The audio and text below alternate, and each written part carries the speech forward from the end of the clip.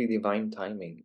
Like because last this week I was actually like I was in a bar and I was talking to that guy that I haven't met before, and we were just drinking beers and like guys in a bar, and we were talking about women and about sex, and it was for me like I want to share that with you because it was for me the first time that I felt comfortable being talking about it, and I felt like his equal, you know.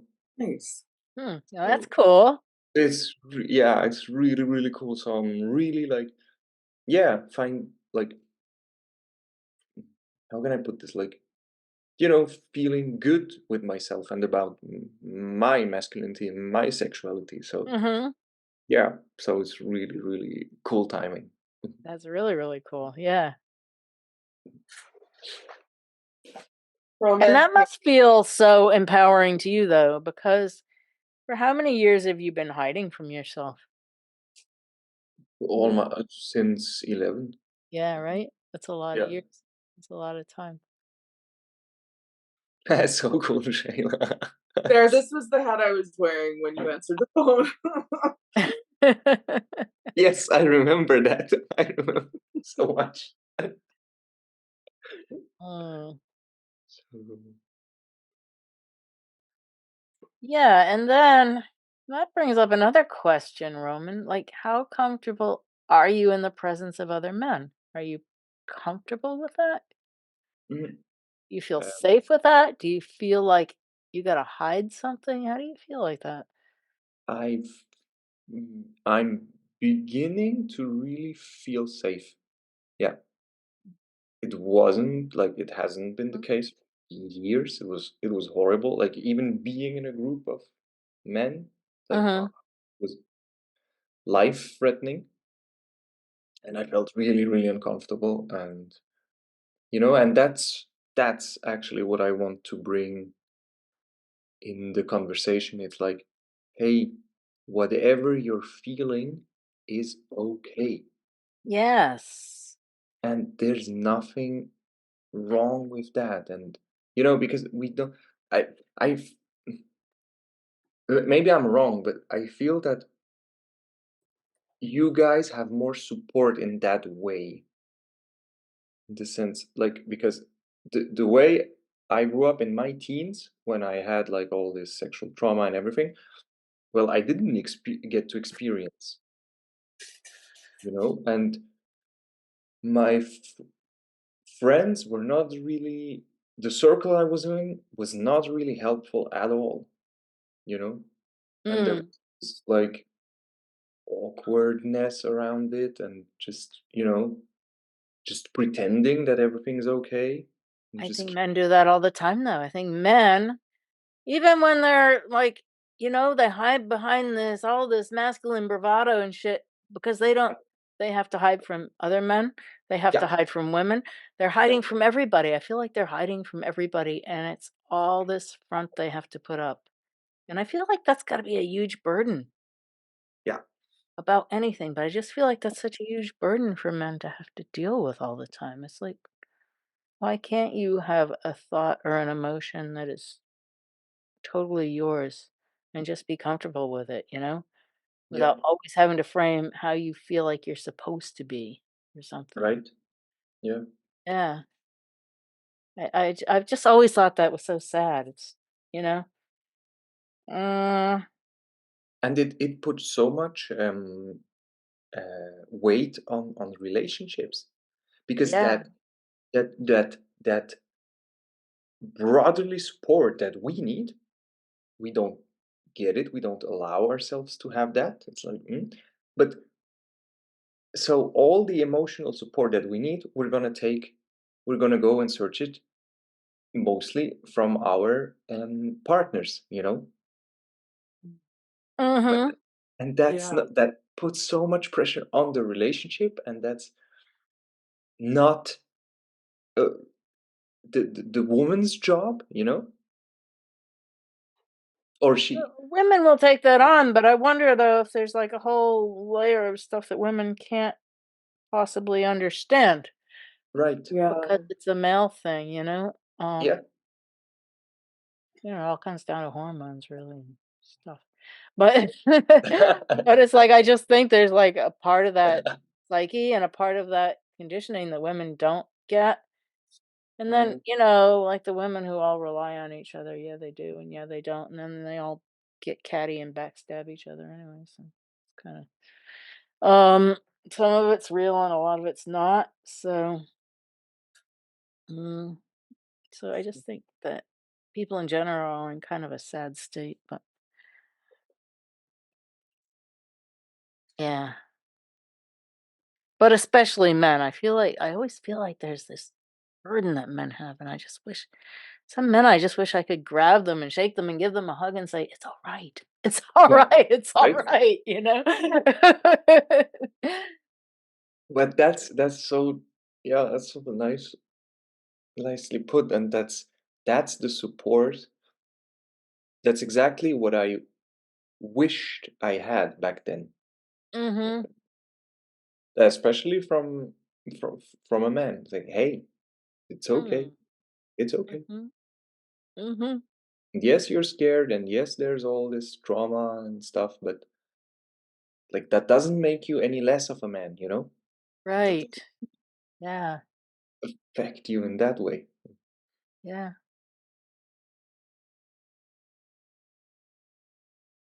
Yeah, Roman, thank you for being the voice for all Mm. these other men who don't have a voice or who aren't able to use their voice.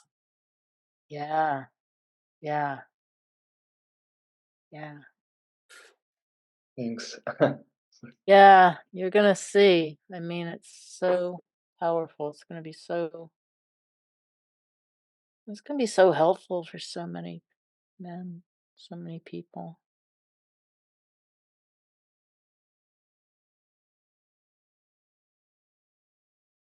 Just to know that other people are thinking about it and having a conversation about it, Yeah. you know, because there's so much fear.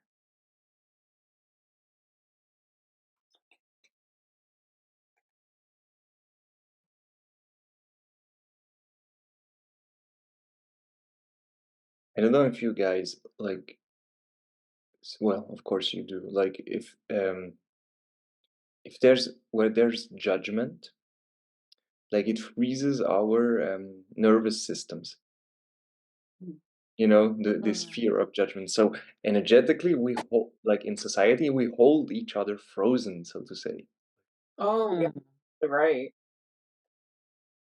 And that's like one of the big things that we're here to put light into. Yeah, yeah. Melt a little of that ice. Huh. But I feel like, how do women feel in regards to us not talking, you know? Had, do you wish like more depth from us? Or when I say, mm, So, like, as far as like conversation, more in depth, like meaningful conversations. more, but for me, it always feels mm, like healthy masculinity is when we are able to be present and grounded, you know, and in Mm. touch with our emotions.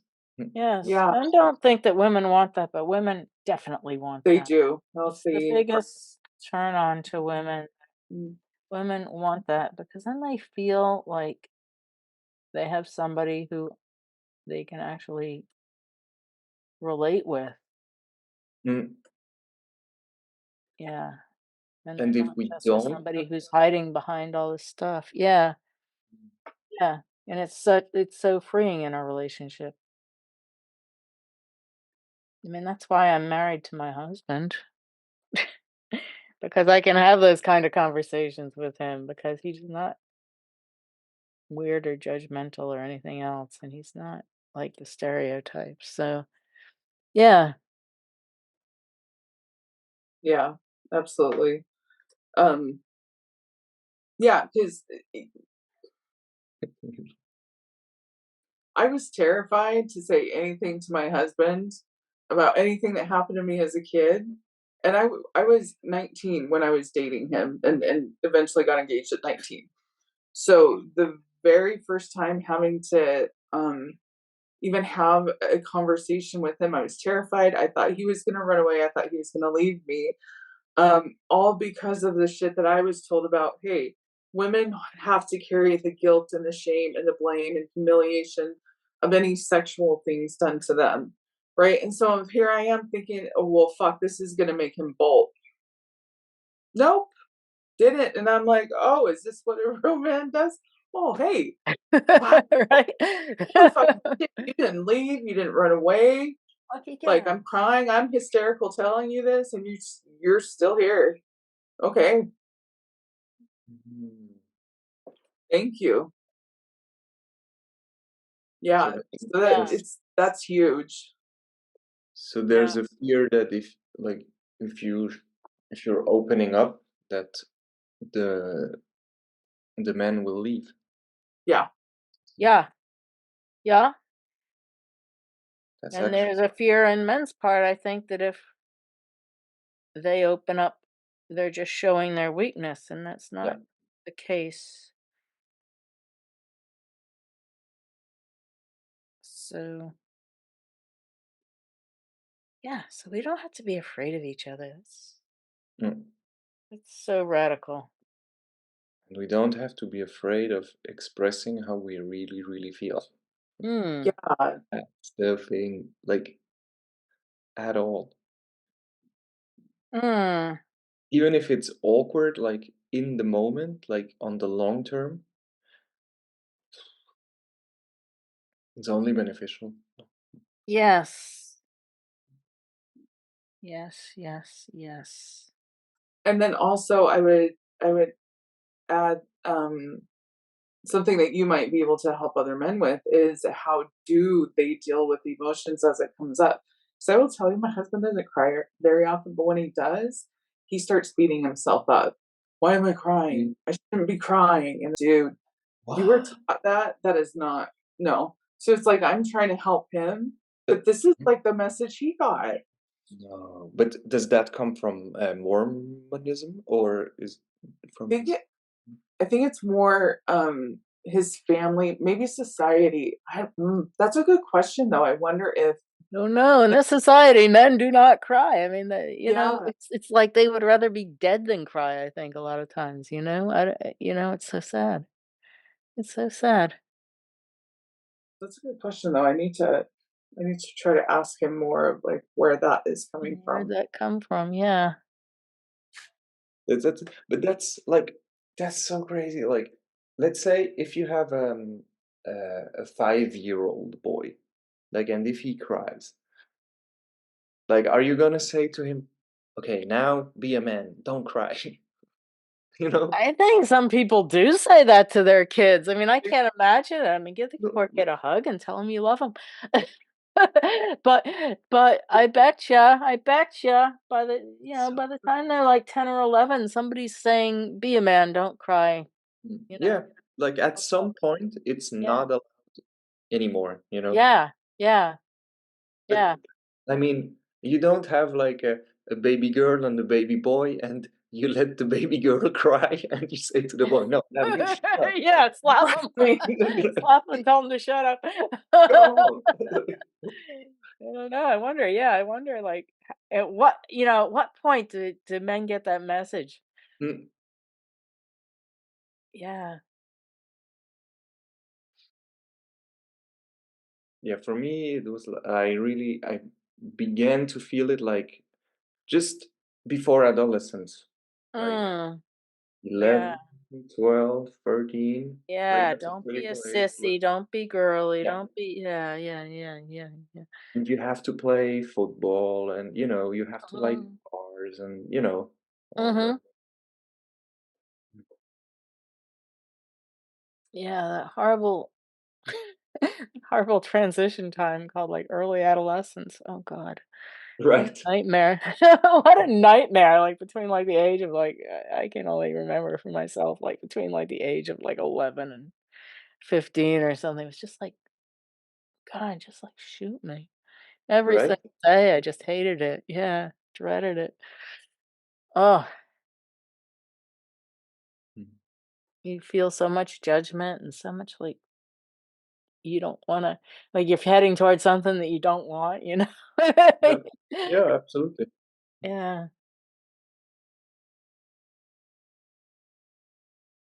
Mm.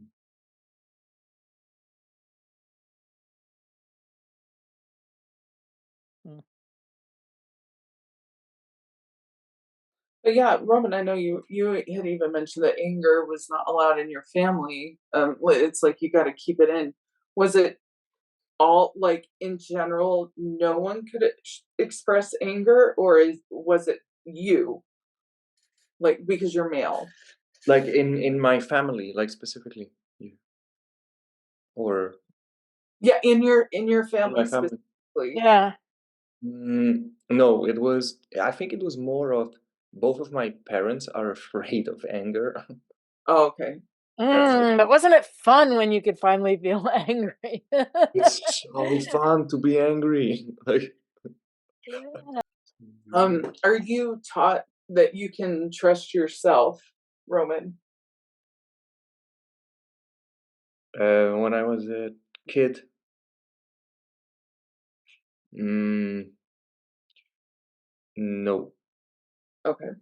no. Mm, Well, they did the best they could, but my dad, no, there was never like he couldn't give me like encouragement. So what I would do is go to my mom, and my mom would then do it for me. mm. You know, that's like the imprint I got as a child, Oh, but nobody was encouraging you to do for yourself, to be right? your own Yeah. person. Wow. So like my how can I put this? My the mem like the in my the imprint is okay. The masculine like is not proud of me, and you know is not an encouragement, so there's no Mm, trust there. And mm. then but the feminine does everything for me, like has no boundaries, Oh, perfect. You Wow. just said it right there. Feminine has no boundaries.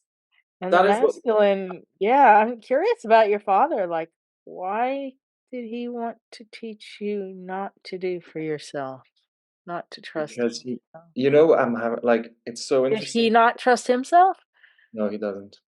He No. and now at that point with all the work that I've done last year, I'm like when he sends me a message, I'm more like I haven't told him that, but energetically, it's more like, "Hey, I'm Roman the son. I am proud of you. Hey, you're you're okay as you are, you know?" Like Maybe you can help him. Maybe he needs that. Maybe yeah, well, here's the thing, and this is what I think, and this is where I'm coming from right now. Everybody needs to hear these things before they die. Life is only lasts so long, right?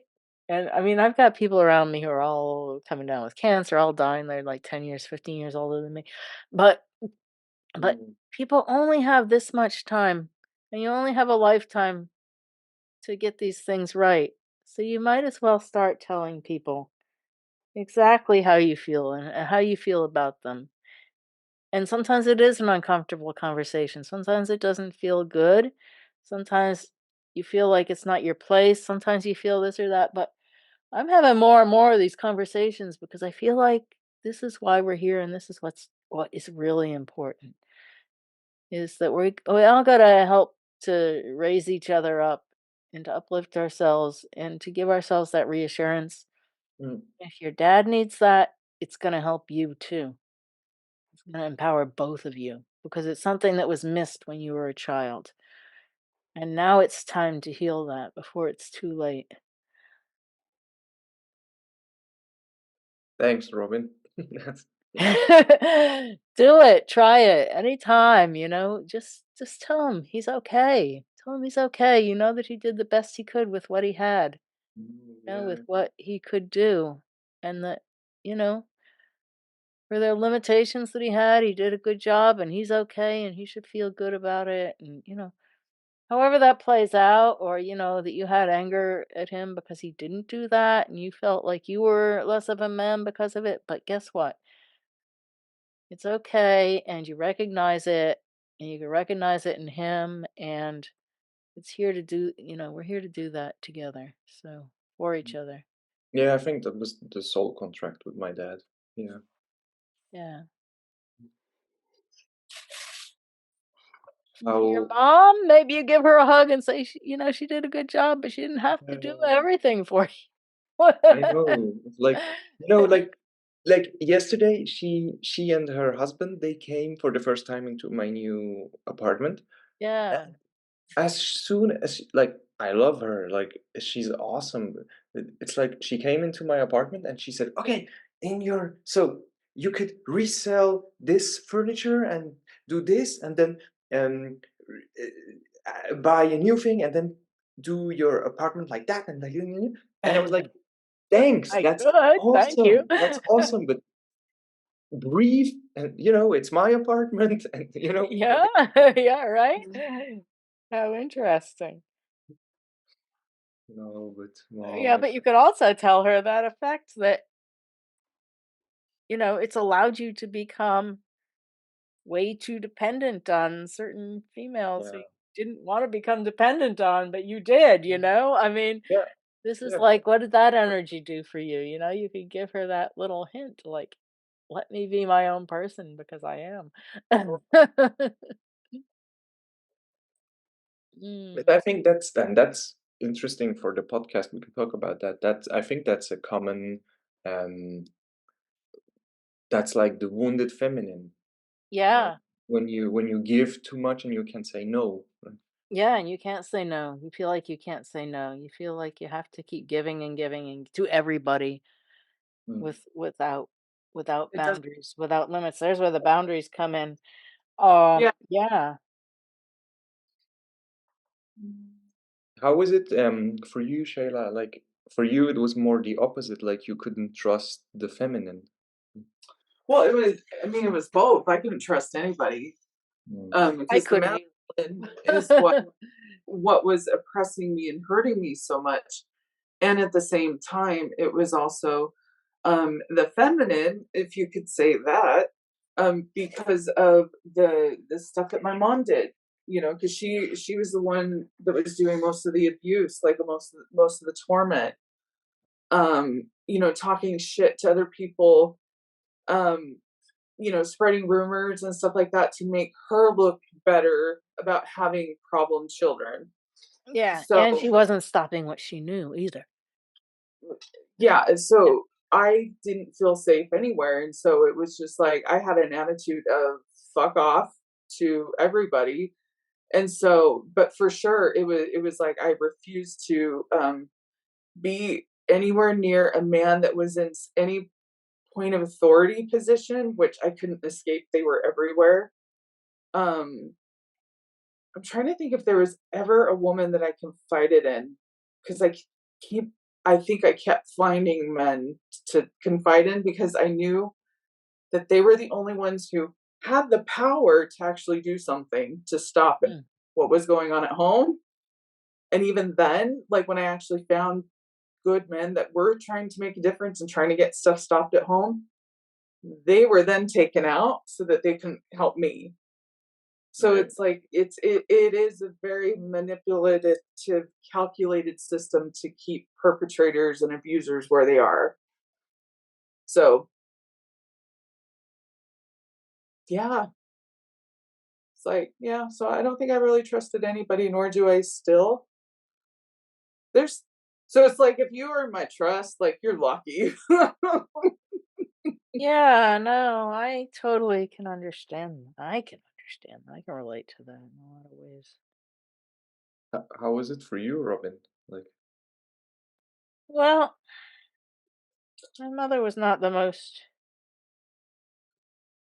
My mother was always depressed, always psychotic. I was the adult child pretty much growing up. So I knew that nobody was really looking out for my interests. They were all looking out for their own interests. My dad really actually cared about us a lot, and gave me a lot of his attention and time and energy, and he was a great role model for me.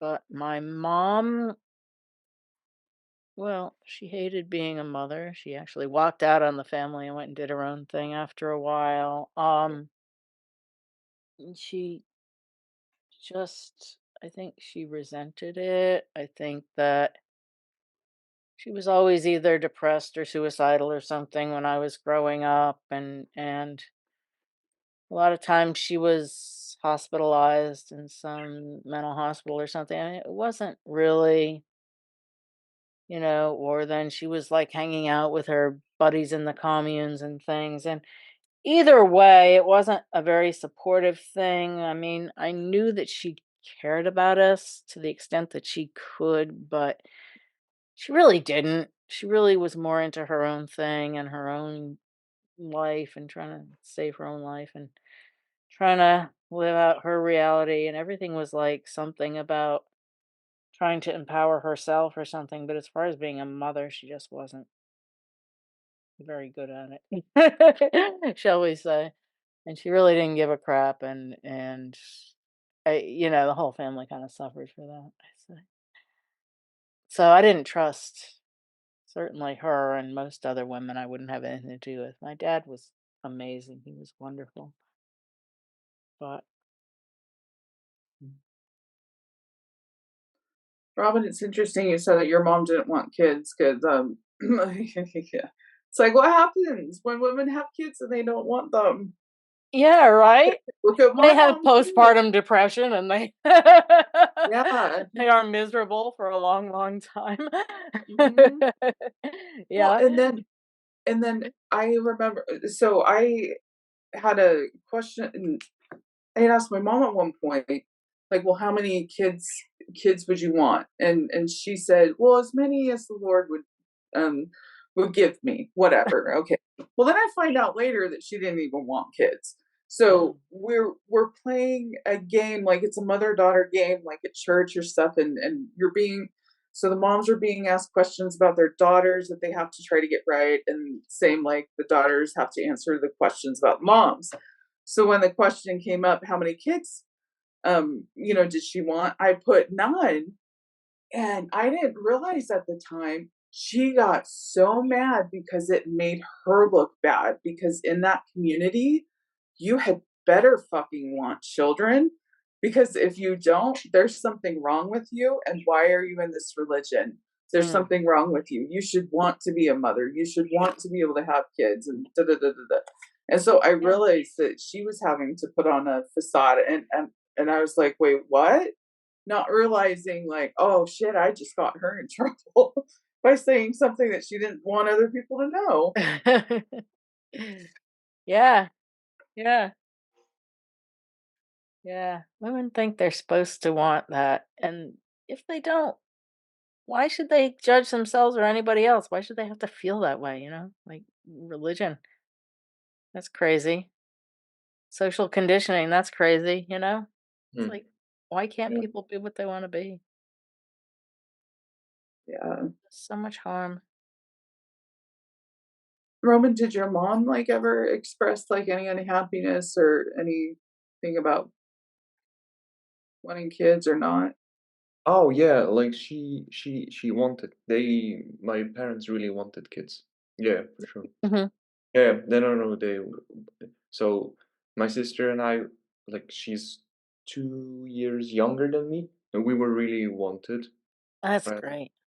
Yeah. Like, and but sometimes just I think a bit too much. That it was the other it was the other extreme. And Were you there to fulfill her needs for something? yeah, yeah, yeah, yeah, For love or yeah. And actually, it's pretty. I validate her? remember, and I did a healing session in November. Like with this woman I met, and she does a post. How do you call it? Post incarnation healings, and it was like, okay, you heal some fears or stuff that you have before you entered the mother's womb. And for me, it was like I healed the fear, and then I came into my mom's womb, and it was all like already there. I was like short of breath, Mm, you know, that kind of pressure. mm, And especially my sister was telling me that she felt like the pressure of our parents, because like when somewhere along between me and my sister, things really, my parents weren't happy anymore together, and they thought that, okay, we're doing a second child and that's gonna fix our problems. mm, mm. So she Oh, also had her load of, yeah. Mhm. oh, yeah, it's a burden for her. Now she's got to Yeah. fix all their problems. Yeah. Oh, So yeah, but no, she otherwise, yeah, she was trying to fix her through us, basically, mm, something like that. mm-hmm.